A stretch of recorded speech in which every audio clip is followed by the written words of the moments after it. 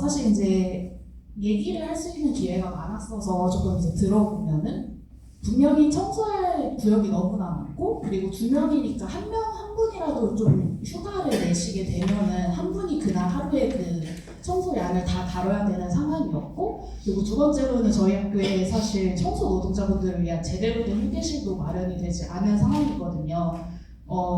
있다고 그 공간이 있다 하더라도 제가 가보니까 그냥 창고로 이용되는 수준이었고요. 그래서 다른 뭐 교수 휴게실이나 이런 걸 비교했을 때 분명하게 되게 협소한 부분이었었어요. 근데 이제 제가 이제 질문을 하고 싶은 거는, 그때 제가 어머니께 여쭤봤던 거는, 이거는 제 생각에는 조금 분명히 부당한 점이 분명히 있고, 제가 학고사를 하니까 기사를 조금 다뤄보고 싶다라고 말씀을 드렸었는데, 근데 어머니께서는 원치 않으셨어요.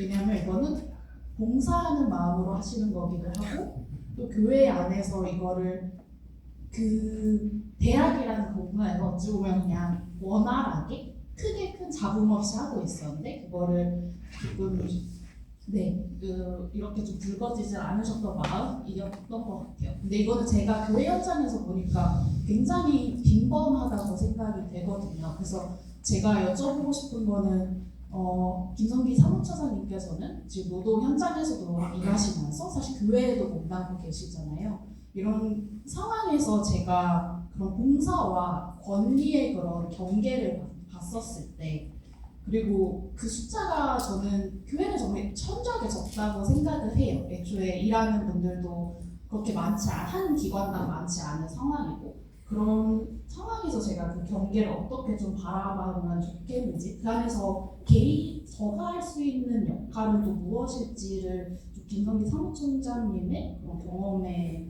붙여서 좀 말씀을 구하고 싶습니다. 네, 그게 늘 딜레마긴 합니다. 아까 제가 S교회 얘기를 했지 않습니까? 그것도 그 목회자분들은 당신들은 봉사자다 이겁니다.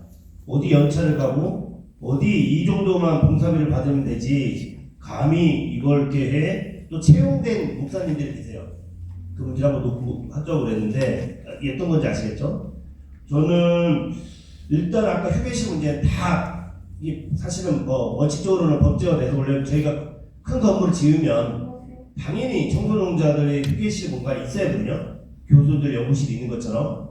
없기 때문에 그 계단을 이용해서 그 공간에서 판때기 돼가지고 짓는 거 하나, 나쁘기는 화장실 옆에 대걸레질 빠는 데 옆에 만들어 놓으면 거기서 쉬고 식사까지 하시거든요.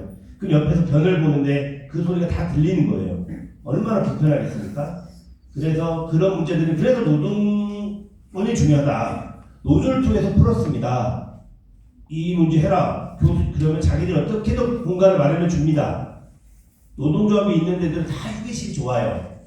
제가 놀랄 정도로 에어컨 천정에 있는 거, 딱 천정에 있는 거 좋고, 다릅니다. 어떤 연구실을 통폐합하면서 남은 거 늘 또 줄 때가 노조가 없던 데들은 지하 공간을 줍니다. 그렇게.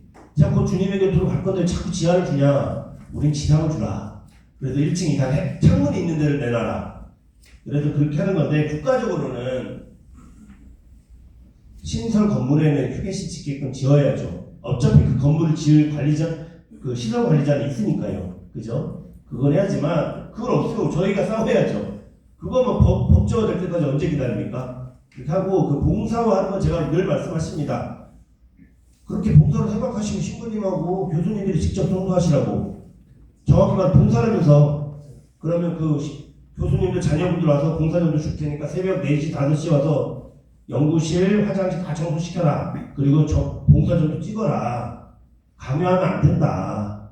그리고 당사자들도 지금 노동을 제공해서 그걸로 생활하시지 않냐. 그게 4시간이든 아마 적게 하든 해서, 저는 그래서 제가 노동권에 대해서 제대로 공부하자. 이게 마치 내 시간을 내면서 노동권이라고 하면 제 시간을 파는 거잖아요. 쉽게 말하면 제 시간 상품을 파는 건데, 그 시간 파는 거에 대해서 받아야 하잖아요. 웃기는 건 신라면을 먹고 삼양라면을 먹어도 저희들 돈 내고 나서 나중에 이렇게 불량품 나중에 문제 제기를 하지, 먹고 나서 가격은 치르지 않지 않습니까? 노동권도 마찬가지로 저는 생각을 해요. 첫 번째로 가야 한다. 무슨 말이냐면 저희 노동력을 파는 거지 않습니까? 그런데 일 잘못했다고 뭐 했다고 월급 안 주고. 그래서 저는 그분들의 잘못은 생각하지 않아요. 그걸 강요하는 사람 누군가 있으니까 그걸 봉사라고 생각하는 거잖아요. 그래서 저는 노동권에 대한 걸 분명히 하고 본인들도 그런 거잖아요. 사실 2명이 있는데 어떻게 노조를 하겠습니까? 바로 걸리는데. 그래서 저희들 사람들이 필요하고 대외적으로 하는 거고 못합니다. 그리고 누가 딱 찔렀는지도 알잖아요. 그럼 그마저도 일자리가 뺏길까봐 그분들은 무서워서 못하세요. 그래서 제가 아까 그 얘기예요. 그분들이 나서지 못하면 옆에 있는 신학생들이나 신부님들이나 거기 머무르는 직원분들이 이건 우리가 좀 해결하자. 그리고 2명 가지고 어떻게 해라. 한 명이 눈치가 보여서 경제서도 못 간답니다. 2명이 이해 가시죠? 누가 어머니가 돌아가셨는데 3일장을 못 가는 거예요. 그 눈치가. 그래서 최소한 그럴 때 저는 대체력을 쓰자는 거거든요. 한 명이 나갔을 때 한 명이 다 때우지 말고 그 그릇 한 명이 비었을 때 다른 인력들을 좀 가지고 모시고 와서 청소를 하게끔 하면 문제가 없지 않습니까? 덜 미안하고 저는 그렇게 다가가야 하지 않나 싶습니다. 그래서 분명한 건 노동은 노동이지 봉사가 아니다. 그리고 저희는 그 귀한 저희의 생명줄 같은 시간을 내놓는데 그거에 대한 보상을 받아야 하는 거잖아요. 그렇게 접근해야 한다고 생각합니다.